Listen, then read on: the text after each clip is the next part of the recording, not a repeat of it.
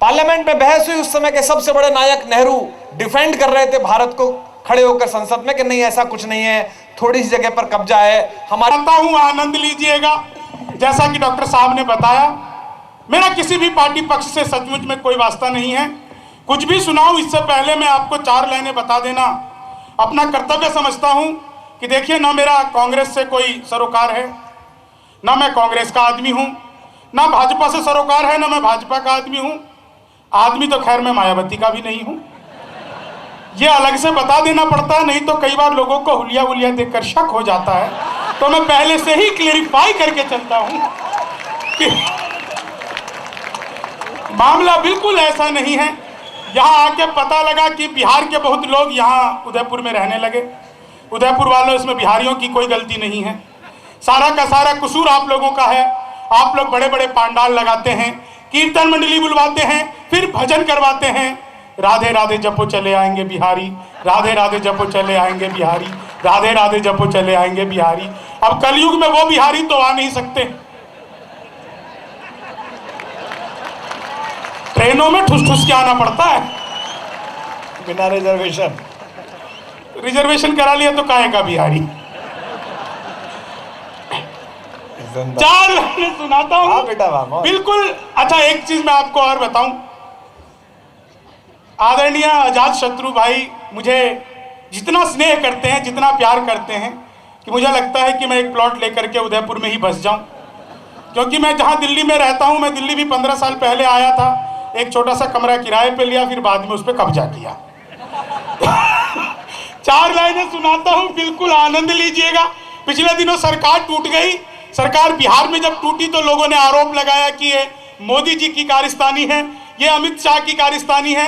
लेकिन सरकार टूटी क्यों? हाँ, जितने भी प्रबुद्ध लोग बैठे हैं, मैं आपको एक एक लाइन भी नहीं समझाऊंगा, आप बस समझते चले जाइएगा, आपकी ऊर्जा मुझ तक पहुंच जाए। आज महीने का आखिरी दिन है। इस 30 दिनों में 14 शहरों के 28वें कवि सम्मेलन में मैं हूँ। 28 दिन कवि सम्मेलन करके आप लोगों के बीच हूँ, और सबसे समृद्ध मंच है। इतने ज्यादा खूबसूरत लोग एक साथ मैंने पहली बार देखे हैं। महिलाएं भी हंस रही हैं। राजनीति दे गई बिहार की, दारू के बिना दोस्ती टिकती नहीं।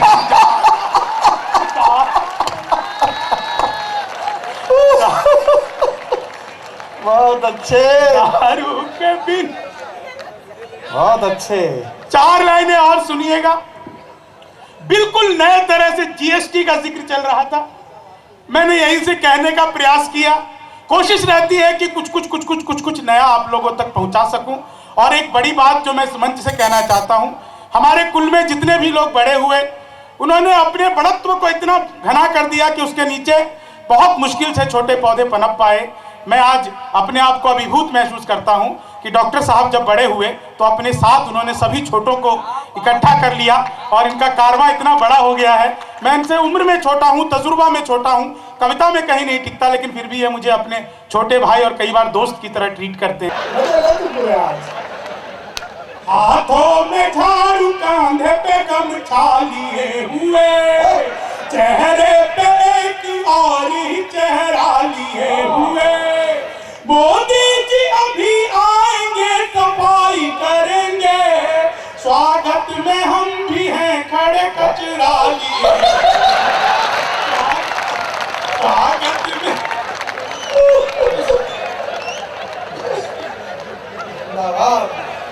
मोदी के भाषणों का कभी वेट होगा कम।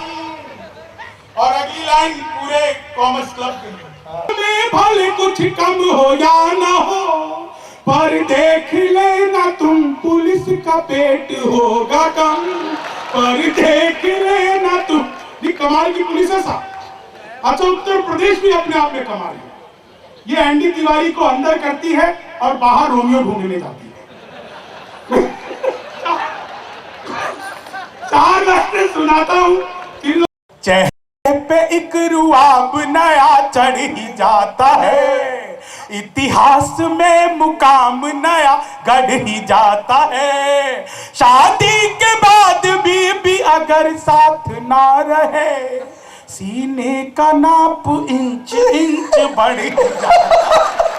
सीने का नाप इंच इंच, चौपट हुआ करियर तो कभी पीक हो गया, 70 की उम्र में दिमाग लीक हो गया। हमने ये पूछा इश्क में क्या फायदा हुआ, तो दिग्गी बोले मोतिया बिंद ठीक हो गया, तो दिग्गी बोले मोतिया बिंद ठीक हो गया।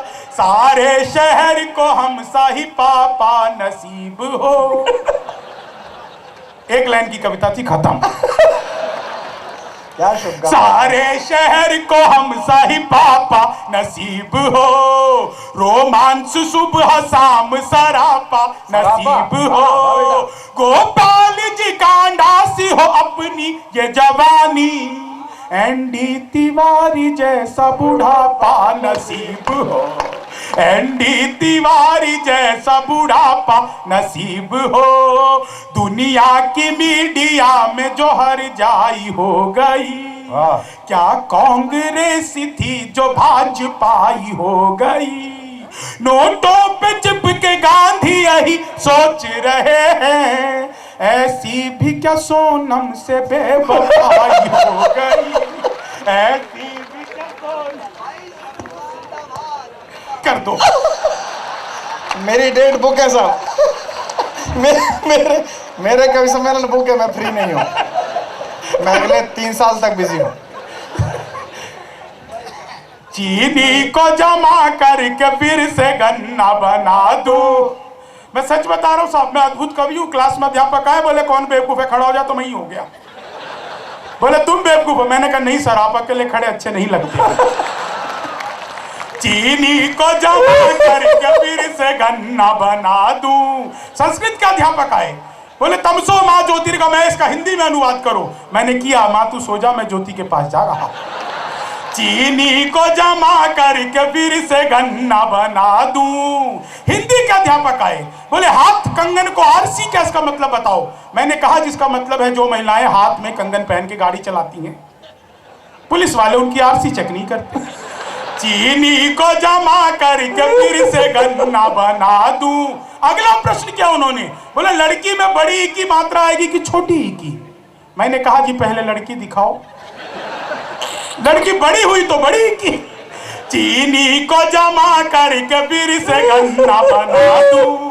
सामान्य ज्ञान के अध्यापक आए, बोले रामनवमी क्यों मनाई जाती है। मैंने कहा क्योंकि आज के दिन भगवान राम 8वीं पास करके 9वीं में गए थे।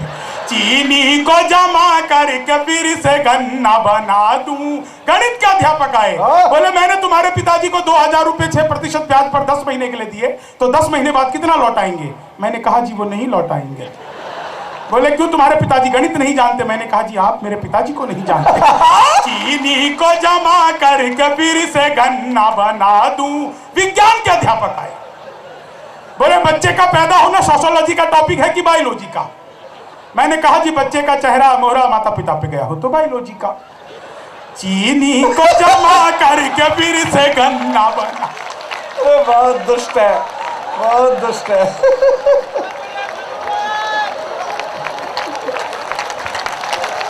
बहुत दुष्ट है, बहुत दुष्ट है। चीनी को जमा करके फिर से गन्ना बना दूं। देखिए डॉक्टर साहब बहुत तारीफ कर रहे हैं। दुनिया भर में मुख्यमंत्री इसलिए बनाए जाते हैं ताकि वो समस्या का समाधान करें। हम दिल्ली वाले, हमने समस्या मुख्यमंत्री बना लिया है। चीनी को जमा करके फिर चीनी को जमा करके फिर से गन्ना बना दूं। हीरा दे मुझको उसका भी मैं पन्ना बना दूं। टोपी वो बेचता हुआ बोला कि बाबूजी ला 20 रुपए दे मैं तुझको अन्ना बना दूं। ला 20 रुपए। और अगली 4 लाइनें मैं वहीं सुनाता हूं जहां के श्रोता बुद्धिजीवी होते हैं। बुद्धिजीवी वो होते हैं जो जिरोक्स कराने के बाद उसकी स्पेलिंग चेक करते हैं। मैं आपको बुद्धिजीवी मानकर अगली 4 लाइनें सुना रहा हूं। मैंने कहा कि 10 की टोपी 20 में देगा, ऐसे तो भ्रष्टाचार और फूले फलेगा।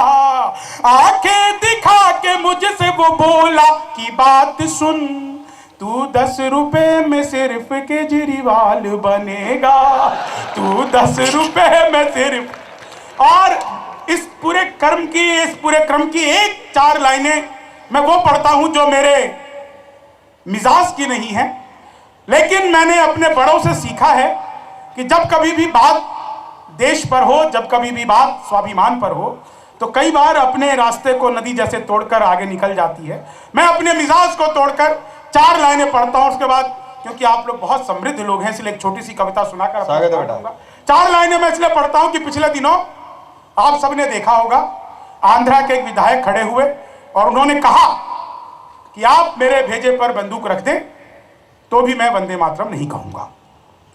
आपको नहीं कहना है, आप मत कहिए, लेकिन आप चुनौती देकर के क्या सिद्ध करना चाहते हैं?